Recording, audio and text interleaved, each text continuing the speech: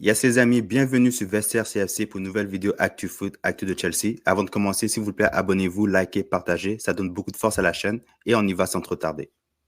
Première nouvelle du jour. Chelsea connaît désormais son adversaire pour les demi-finales de la Carabao Cup. Voici plus de détails.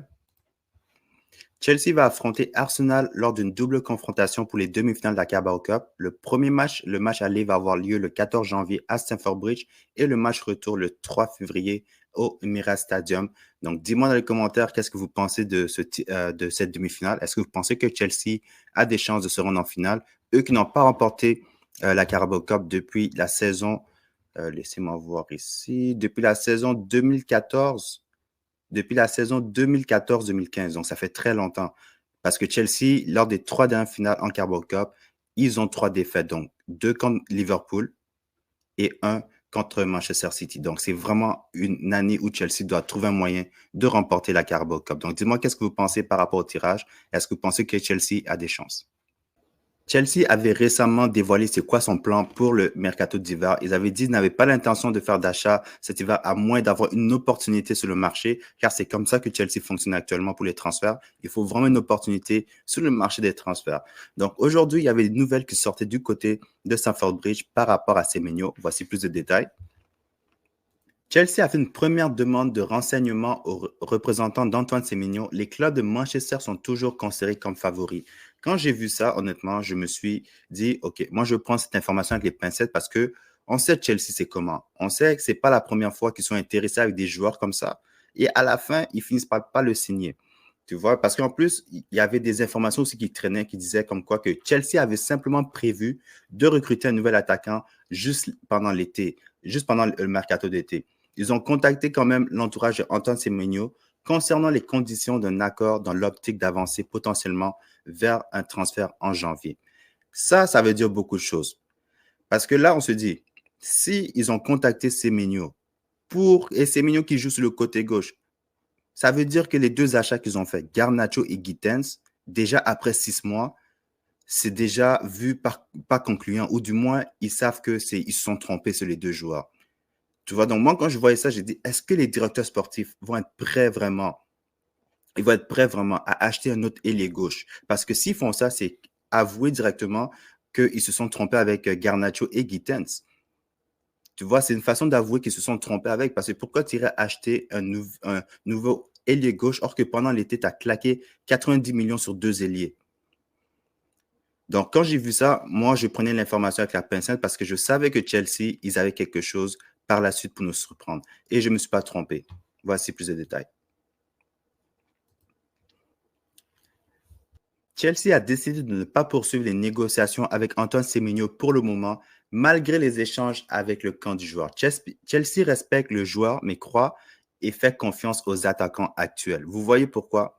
C'est exactement pour ça que je vous ai dit, je ne croyais pas au transfert d'Antoine Semenyo. Parce que j'ai dit, ils ont Gittens et Garnacho qu'ils ont acheté cet été à 90 millions. Imagine, tu vas payer un autre 65 millions de livres sterling sur Semenyo. Tu viens de claquer presque 160 millions, je ne fais pas le calcul rapidement, mais tu viens de claquer presque 150 millions et plus sur 3 ailiers gauches.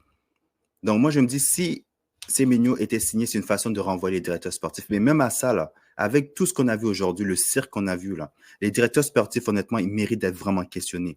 Parce que je commence vraiment à douter de ce projet-là par rapport à comment ils recrutent les joueurs. Parce que ça, Semenyo, c'est le genre de joueur qui nous rend meilleurs. Tu vois, on est tous d'accord avec ça. Je voyais déjà les réactions en ligne quand tout le monde voyait que Semenyo, il était, il y avait des rumeurs avec Chelsea. Tout le monde dit, ah, mais ça, c'est une signature sérieuse. Moi, je ne vois pas comment les directeurs sportifs ne voient pas la même chose que nous.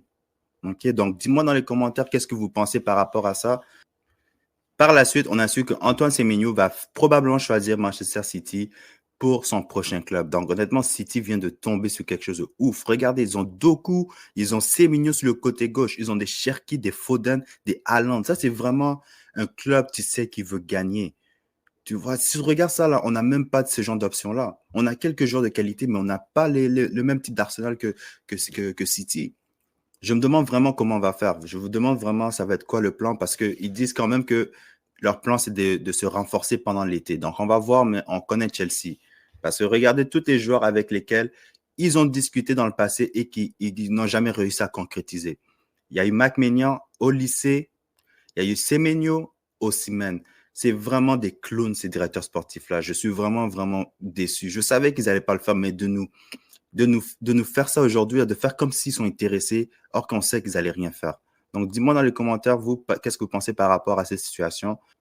Prochaine nouvelle. Donc, il y a un intérêt grandissant du côté de Elliot Anderson. Plusieurs clubs anglais sont intéressés par le joueur anglais, mais Nottingham Forest n'est pas prêt à le vendre durant le mercato d'hiver. Donc, on peut s'attendre à voir des clubs comme Manchester City, United, Bayern et Chelsea se battre pour le milieu de terrain anglais durant l'été.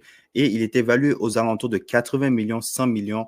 Donc, c'est une situation à suivre parce qu'on sait que Chelsea est quand même à la recherche d'un milieu de terrain lors du mercato d'été. Donc, on va voir par la suite, mais dites-moi qu'est-ce que vous pensez de Elliot Anderson.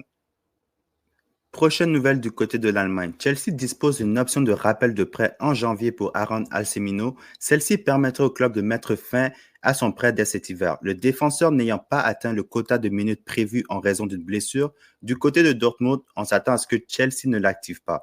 Le joueur se sent bien au Borussia Dortmund. Chelsea considère Alsemino comme un élément clé de son projet à long terme.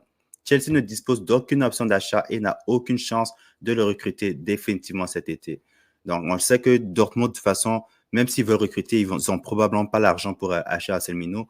Donc, ça va être intéressant de le voir parce que moi, je pense que ça va être entre lui et Sarr qui vont se battre pour un poste défenseur central dans le futur. Donc, dis-moi, qu'est-ce que vous pensez d'Anselmino? Est-ce que vous pensez que c'est un joueur qui peut nous aider dans le futur? Prochaine nouvelle. Robert Sanchez a récemment reçu son trophée du meilleur joueur du mois de novembre, voté par les fans. Donc, Robert Sanchez connaît une excellente saison, probablement un des meilleurs joueurs du côté de Chelsea cette saison. Donc, continue comme ça, Robert Sanchez est en train de te faire une réputation. On commence à entendre de moins en moins que Chelsea a besoin d'un gardien de but. Donc, ça veut dire que tu fais du bon travail. Donc, je suis vraiment satisfait avec ce que Robert Sanchez y fait.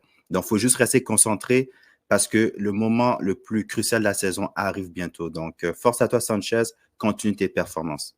Et pour terminer l'actu autour de Chelsea, donc João Pedro est le deuxième joueur avec le plus de contributions offensives parmi les nouveaux signés cet été. Donc, il y a juste Hugo Ekitike qui le dévance, mais simplement de juste une contribution offensive. Je suis vraiment pas surpris de le voir là. Et puis, je suis même surpris qu'il ne soit pas premier. Parce que Joao Pedro, honnêtement, je trouve que dans les dernières semaines, c'est un petit peu plus compliqué. Mais il a clairement le potentiel pour mieux jouer. Donc, je m'attends vraiment à ce qu'à la fin de la saison, il soit quand même toujours au top de ce type de classement-là. Donc, les amis, ceci fait le tour de l'actu autour de Chelsea.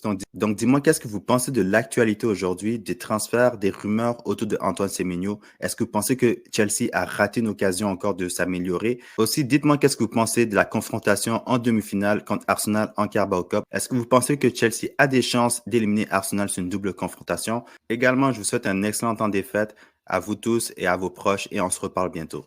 Peace.